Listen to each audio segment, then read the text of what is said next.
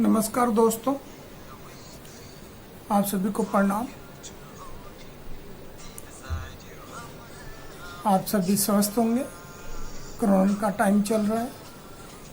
Corona महामारी में सभी लोग घरों में अपने में बंद हैं, अपने घर में सुरक्षित हैं। मैं भी ऐसी ही आशा करता हूं कि आप भी अपने घर में सुरक्षित होंगे। आज हम इंश्योरेंस क्यों कराई जाए इस विषय पर चर्चा करेंगे।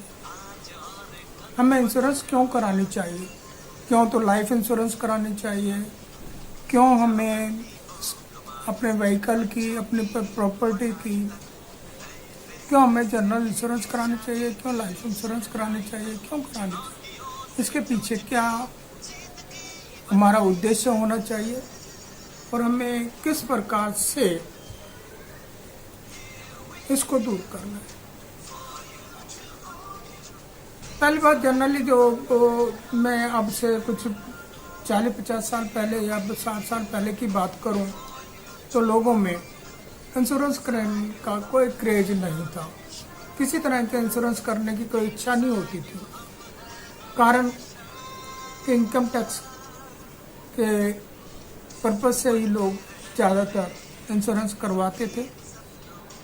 जिन लोगों का इनकम टैक्स लगता था वो अपना रिबेट लेने के लिए इंश्योरेंस करा लेते थे, क्योंकि एटीसी में रिबेट मिलती थी। अब धीरे धीरे ये रिबेट जो है बढ़ती गई, इंश्योरेंस की भी अमाउंट भी बढ़ती गई। एक तो लोगों के पास पैसा कम, ऊपर से आदत नहीं थी। दूसरा, जो इंश्योरेंस कराते हैं बचत के लिए कराते हैं कि हमारा कुछ ना थोड़ा थोड़ा करके बच जाए। जैसे SIP हो गया, बैंकों में RDS हो गया, इसी तरह से इंश्योरेंस में भी थोड़ा थोड़ा करके पैसा बचा लिया। तीसरा, अपना लोगों को यह रहता था कि भाई यदि हमें कुछ हो गया तो हमारे बच्चों को कुछ मिल जाएगा। ऐसे लोग बहुत कम होते थे जो ये विश्वास करके चलते थे कि भाई इंश्योरेंस का एक लाभ ये भी होता है।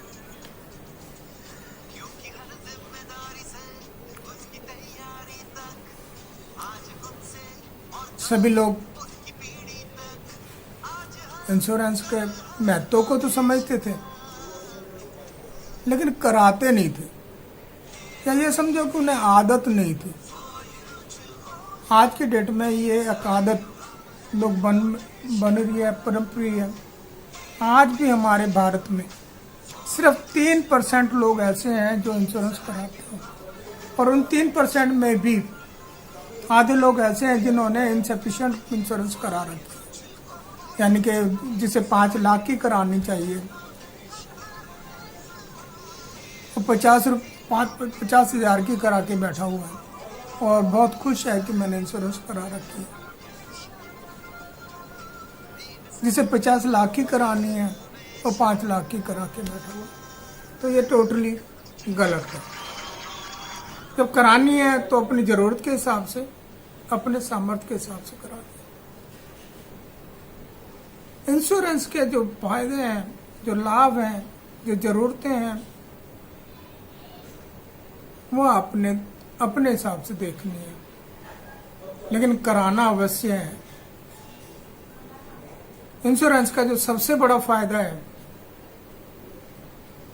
लोग ये हिसाब लगाते हैं कि बे इंश्योरेंस पे ब्याज हमें क्या मिलेगा, इंश्योरेंस से रिटर्न हमें क्या मिलेगा।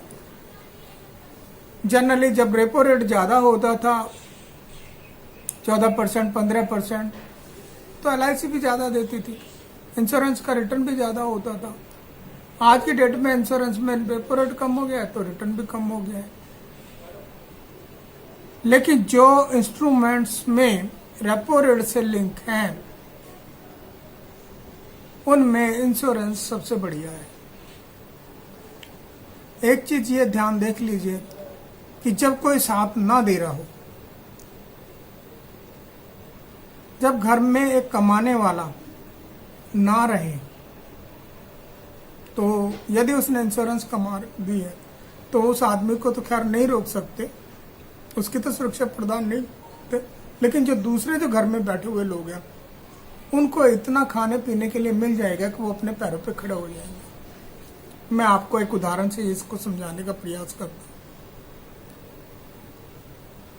एक परिवार में 5 लोग हैं, माता, पिता, 2 लड़के और 1 लड़की। 5 लोग परिवार में हैं। बच्चों की आयु, सबसे बड़े बच्चे की आयु 18 साल। मम्मी ना ज्यादा पढ़ी लिखी है, ना कोई काम जानती है। दुर्भाग्य से जो घर के जो मालिक थे, पिताजी जो थे, वो पैरालाइज हो गए। और पैरालाइज हो जाने पर पूरे परिवार पर एक आपदा पड़ गई। यदि उस व्यक्ति ने इंश्योरेंस कराई हुई होती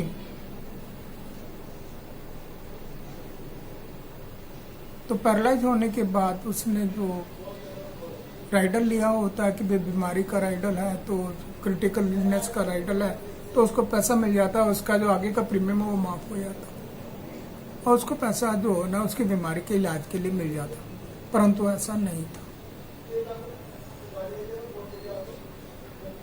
पिता के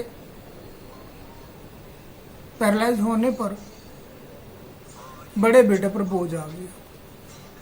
18 साल का बच्चा अभी कमाना जानता नहीं है। माँ की ऐसी हालत है कि वो कुछ कर नहीं सकती। क्या करे, परिवार का खर्चा कैसे चलाए, ये एक समस्या घर में आ पड़ी। किसी तरह से जो बड़ा बेटा था उसने कहीं जो जॉब ढूंढी, छोटी सी जॉब ढूंढ के उसमें उसने अपने घर के परिवार को चलाना शुरू कर दिया। परिवार चलता रहा, लेकिन एक दिन दुर्भाग्य कि जब वो लड़का घर अपने आ रहा था रात की ड्यूटी से, तो उसका एक्सीडेंट हो गया। एक्सीडेंट हो जाने के बाद में उस लड़के की उस स्पॉट में डेथ हो गई। अब परिवार में एक लड़का, माता, पिता और एक बहन बच गई। बहन की शादी भी करनी है, पिताजी बीमार है, उसकी दवाई भी लानी है, माँ भी इस विपत्ति को झेल नहीं पाई। अब वो भी दिन पे दिन बीमारियों में घिर गई। थोड़े दिन बाद में पिता भी भगवान को प्यारे हो गए।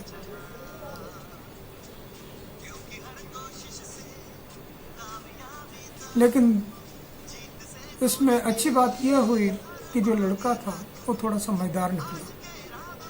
उसने अपने इंश्योरेंस करा ली थी।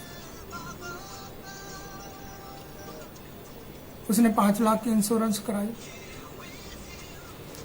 परिवार को 5 लाख रुपया मिल गया।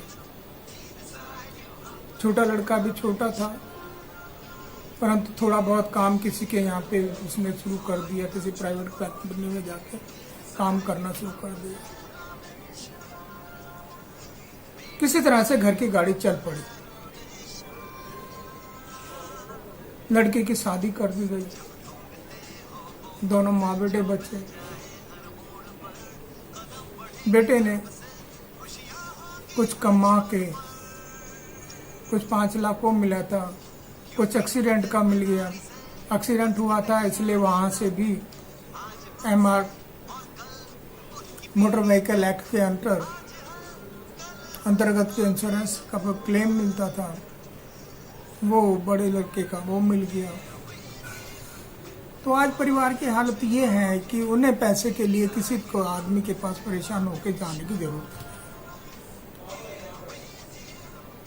पिता न रहने के बाद, बड़े भाई न रहने के बाद भी परिवार आज सुखी है। यदि गलती से उस लड़के ने इंश्योरेंस नहीं कराई होती तो क्लेम का मोटर व्हीकल एक्ट के अंदर जो क्लेम मिला है वो तो सालों लगते। वो तो 10 साल, 15 साल, 5 साल जो भी लगते, और इतने साल में कहाँ से पैसा लाते कि कोर्ट कचहरी में जाने के लिए यूज किया? कहाँ से लाते पैसा वो कि वो अपने वकील को देते? कहाँ से लाते कि वो कोर्ट जाने के लिए उनके पास पैसा नहीं होता? कहाँ से उनके पास पैसा होता है कि वो अपनी 2 रोटी खाते?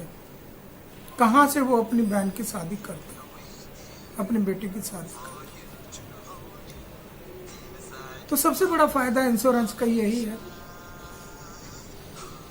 कि आपके साथ में आपका परिवार आपके बाद सुखी रहे, संपन्न रहे। कुछ लोगों का सोचना ये होता है कि मैं क्या सारे जिंदगी इनको कमा के खिलाऊं और अब मरने के बाद भी खिलाऊं। बात ऐसी नहीं है।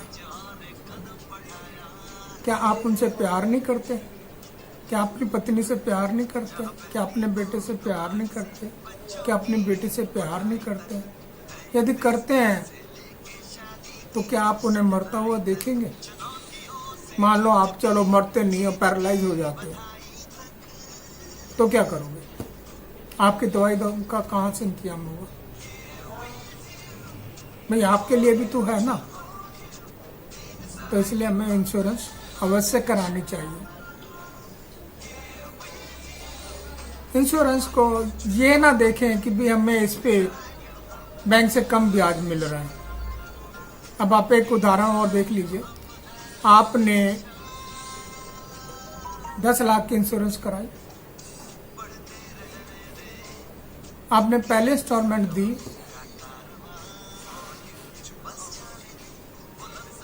और जिस व्यक्ति का पहले इंस्टॉलमेंट देने के बाद भगवान ना करे ऐसा ना हो, उसका एक्सीडेंट हो जाता है, तो उसका पूरा 10 का 10 लाख मिल जाएगा। अब उस ब्याज का कहाँ से कैलकुलेशन करेंगे आप? उस आर्थिक लाभ के कहाँ से कैलकुलेशन करेंगे? क्या वो बैंक दे सकता है? क्या कोई सगा भाई, सगा रिश्तेदार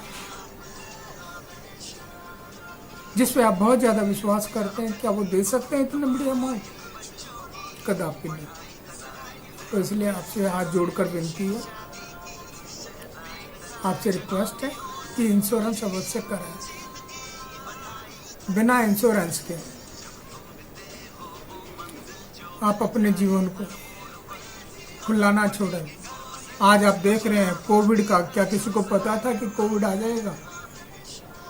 और इस कोविड में ऐसे ऐसे लोग इस दुनिया को छोड़ गए हैं जिनके बिल्कुल भी किसी को विश्वास नहीं था कि इस आदमी को ऐसा हो जाएगा। कई बार बाढ़ आ जाती है, कई बार भूकंप आ जाता है, कई बार प्राकृतिक कोई भी आपदा आ जाती है, तो उस समय इंश्योरेंस आपके साथ। इन्हीं शब्दों के साथ मैं आपसे विनती फिर करता हूँ कि इंश्योरेंस अवश्य कराएं, अवश्य कराएं, अवश्य कराएं।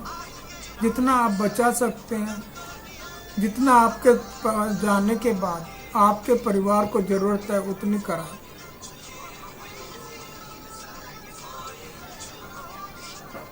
इंश्योरेंस हमेशा आपके साथ खड़ी रहेगी।